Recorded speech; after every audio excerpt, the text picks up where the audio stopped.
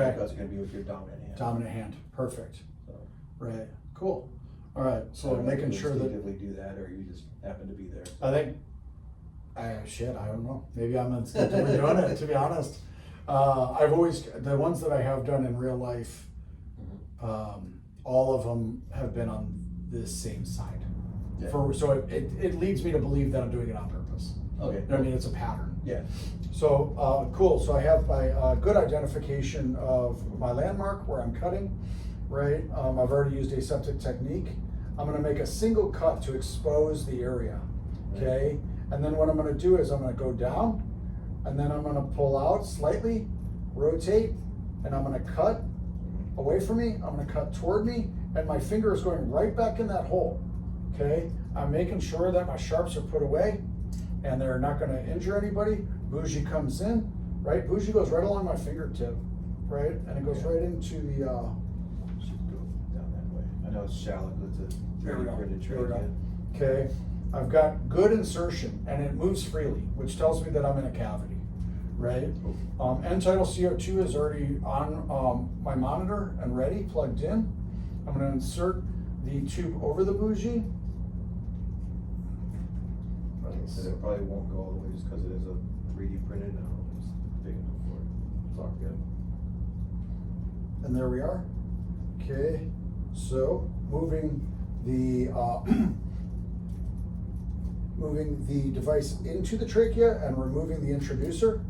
Okay, end-tidal CO2 goes here. Yep. I want to make sure that I inflate my balloon cuff, and then I want to make sure my depth is good. With this tube, it's kind of difficult to go too deep. However, I want to double check. End-tidal CO2, bag valve mask or ventilator. So with this kind, Mhm. the 4O tube, or Mhm. if you don't have this, you have a regular tube, how far down would you go? So with this one, you want to go 4 centimeters. 4 centimeters, I believe, or just past the at the number. Remember they were talking, going to the numbers? That Right. was last year, one of last year's run reviews. Yeah. So if you go just to the numbers, the same thing with You're the good. 6O ET tube. Mm-hmm. If you go right to numbers, that puts it at about 10 centimeters past your cut, Mm-hmm. which is perfect depth. Perfect to be hovering above the carina. Yeah. Right. Once we have this, I'll make sure that the device is secured to the patient. Want to pay special attention, of course, to my ventilatory efforts. Okay, bag valve mask. First off, do I have good rise and fall of the chest? Good lung sounds. No sounds over the epigastrium.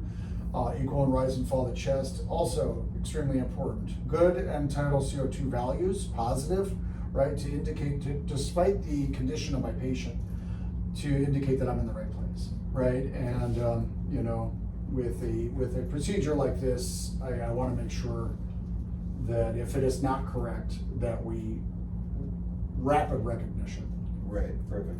Yeah. All right, we'll take that out and we'll Okay. do the quick trade real quick. Okay. Oh, I got that thing. Inflated. Okay, thank you. Have you used a quick trade before? I have not in real life. No, Okay, do you carry them on the fire department also? we do. Okay, so you're familiar with it then? Yes, sir. Perfect. So, this is all.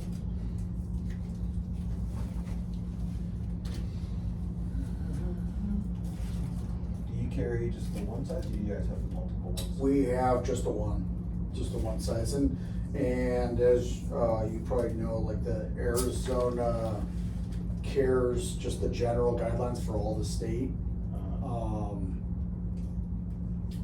It's just the one, like the one we carry. Oh, yeah. Is it a 2.0 or a 4.0? It's a 4.0. Okay, yeah, because this one's a 2.0. Oh wow! So this is neonate. Yeah, it's the smaller. That's why the older one. Remember when we used to do the quick trick for the older kids Mhm. when they went? Yeah. The older one was the 4.0, so it was designed for the bigger tracheas of the middle-sized kids. Right. But because we're 8 and under now only, Right. we just have the 2 2.0. O's. 2 O's appropriate. Nice.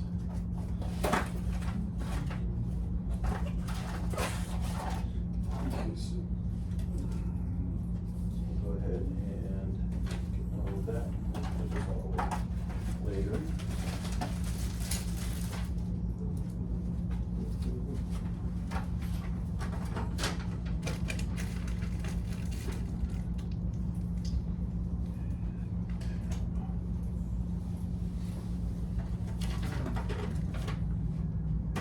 Okay, So obviously, with this one, your landmark findings and everything are gonna be just like the same what you're doing in your surgical crike.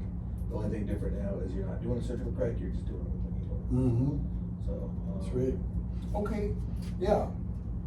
So I've got a 10 ml syringe affixed to a hub with the needle. With these, the concept is that I make purchase, just like with all surgical airways, or make purchase and then we're adjusting. You know what I mean? I want to find the spot first. So again, I'm looking for that valley, and I find it right below the Adam's apple there. With this device, I'm going to want to insert in at a 45-degree angle. Okay. 45 or 90? Or pardon me, 90-degree angle. And I'm going to make purchase.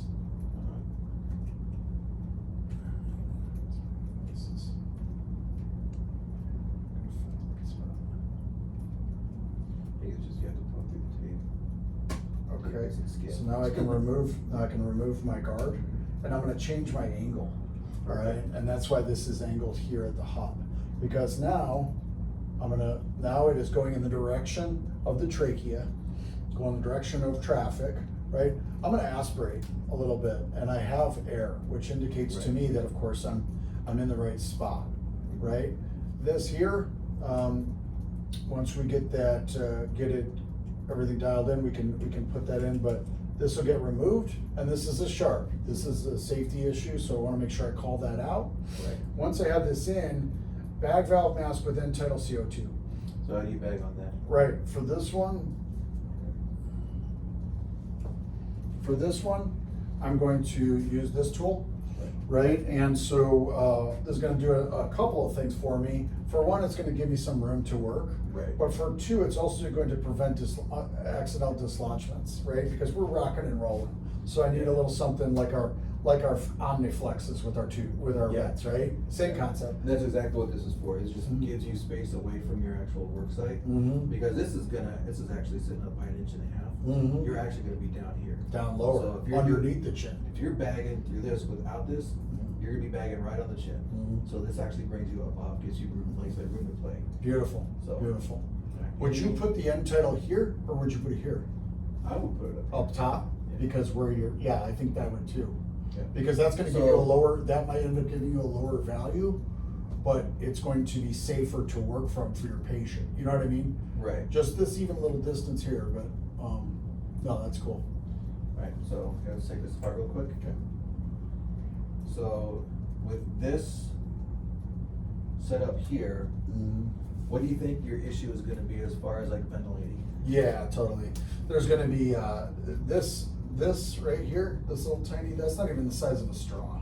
Yeah. Right? So I'm gonna get very low tidal volume. The tidal volumes I want are gonna take longer. Right. Right? And so I'm not gonna be able to keep up. This is not a good, this is a patch until we get to the hospital. What else is something you think you might run into with Yeah. this kind of setup? Mucus plugs, perhaps, Mhm.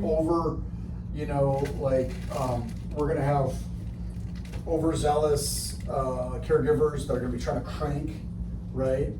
Because they're meeting so much resistance, so we have to be cautious, particularly with our youngest population of barotrauma, volume trauma. Okay. And then also, So, what do you notice on this tube that you don't have on this one? a cuff, pardon me, yeah, so Yeah. therefore it's. So, yeah, so when you're doing your BVM with this one or with this one, even when you put this on a ventilator, you're gonna be able to seal off the airway because you have your cuff here. Mhm. So expect to not have low tidal volumes and air leaks, but with this guy here, you have nothing to seal off the airway. Oh. So you're gonna probably get bubbling around the insertion site. You'll get your low tidal volumes, you get your air leak, stuff like that. So what I've been kind of teaching with doing this also is if you have time and can remember it, once you have it in, maybe throw on a Vaseline gauze over it. Yeah. Maybe sealing it a little bit better. That'd be legit. But that's gonna be here, you're not gonna have anything down here, so you're still gonna get air probably going back up the mouth. Mhm. So just be prepared to that. Air, just like water, takes the path of least resistance. Mhm. If you're pushing it down and you meet resistance down here, it's gonna come back up because it's not sealed off, so just Right. keep that in mind. I didn't think about that. Like Cool. I said, you got your overzealous people bagging, I mean, it's gonna be, you're doing it right, it's gonna be high stress anyways. Just keep that in mind, watch the field, be like, look, hey, let's slow it down just a little bit. I mean, Just watch for that rise. Yeah. Just look for that little bit of movement with that chest and we're good. Yeah. That's a good bag. Oh, yeah, so definitely with something like this. Cool. Any questions on this one? No, sir. Alright.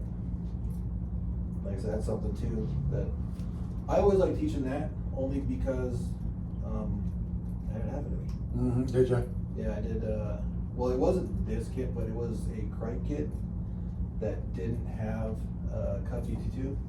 And yeah, every time we bagged him, the blood was just coming out of his mouth, and I was Mhm. like, Well, this shoot. was a crap airway. Yeah, shoot. So, I mean, it technically I mean, it worked out, but it didn't, it Yeah. wasn't the best that we could, yeah. yeah, I mean, it worked, I got him bagged, we got him to the hospital, but yeah, it was, you go back through it, it's like, well, I mean, got blood all over the place, what can you do? Right, right. So, put this thing together. So any questions on that? Nope. Alright, so we're gonna move on to the chest. Okay. So, I don't have. I grabbed one. Yes, I did. Oh, I did, anyways. So, needle decompression and then Mhm. simple thoracotomy. Yeah, Let's talk about those. yeah. Indications for both. Yeah, so indications for both is a pneumothorax, hemothorax, hemoneumo, inability to effectively ventilate because of a collapsed lung, from whatever etiology. Okay. And what is your procedure for, we'll go with needle first. Okay. Yeah, so first and foremost, identifying that we have the problem, right? Okay, lung sounds are diminished or absent on one side, let's say on the right side, right? We can confirm with ultrasound very quickly.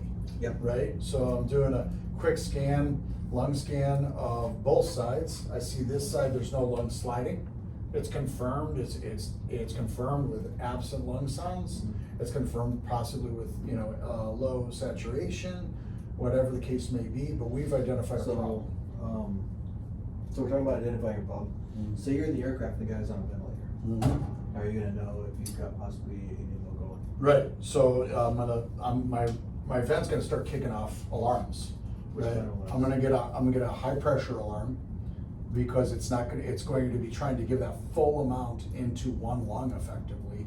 Right, so it's gonna be meeting, the peak inspiratory pressure is gonna be high. Are you gonna get a high peak inspiratory pressure? I don't know. So the old vents, yes. The Hamilton, no. Oh, Because remember the Hamilton cuts it off at 30? right, So you may be getting a high peak pressure, but when it hits 30, it's gonna cut it off. right. So So it what won't so deliver. you're not gonna get that high, Right. pressure alarm. I say the high pressure alarm that you're gonna get is more to like, say if the patient coughs or breathes against the vent. So you're gonna get that spontaneous high pressure Push out. against. But as it's giving its ventilation Mm, and it's starting to meet resistance, it's not gonna go above 30. right. Cause you said it. It's at gonna whatever. save them, or it's a safety measure. Right, so what you're gonna see, obviously you're gonna see decreasing pulse ox. Low tidal volume. You're gonna get your low tidal volume. And then also too, if you go back into the menu on the monitoring screen, you look at your C-stat. Because your C-stat C-stat.